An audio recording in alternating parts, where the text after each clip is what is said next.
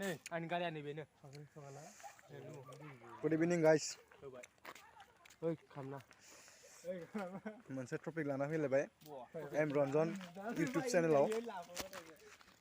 दायो आं दंफैयो जोंनि गामिनि मोनसे स्टेशन बे स्टेशननि जोंनि बियो जाबाय शिव मन्दिर फाख्रि दंफां न'आव थायै थायै बोरिं मोननायलाय दान्दिसे गोसोखौ गोजोनलाय होनो प्लेटफर्मावनो बेरायनो फैनाय जादों वेलकाम टू माय YouTube चैनल ronjon ब्लग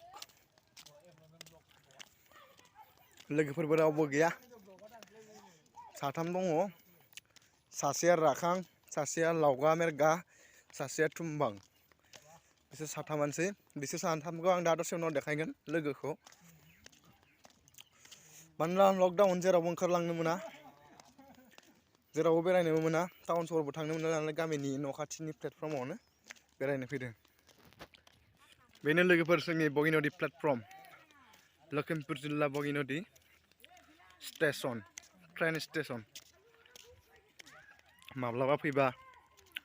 हाबलांनो हागोन जों गामियाव बैसोर साथामानो सासेया गोमो गाननाया राखां गुफुर गाननाया लावगा मेरगा आरो नेक्स्ट गोमो स्पर्टिं गाननाया लंपेन्ट गोसोम गाननाया थुमबां बेफोर गासिबो हारसा गामि गोजा जों बर' गामिया एकदम सिङाव थाबाय बिथोराव बे हारसा गामि गोजा गासिबो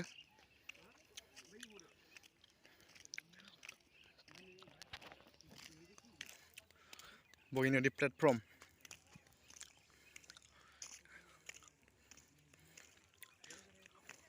बेसे न' सिङाव हाबसोना थानो होननानै दान्दिसे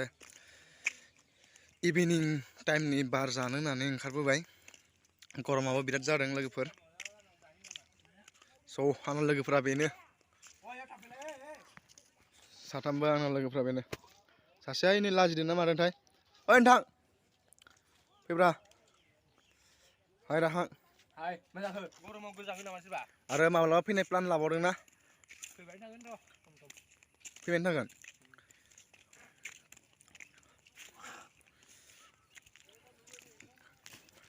बेनो लोगोफोर जोंनि बगिनदि स्टेशन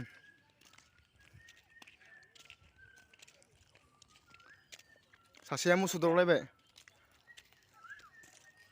मा दाउ होनदों बेखौ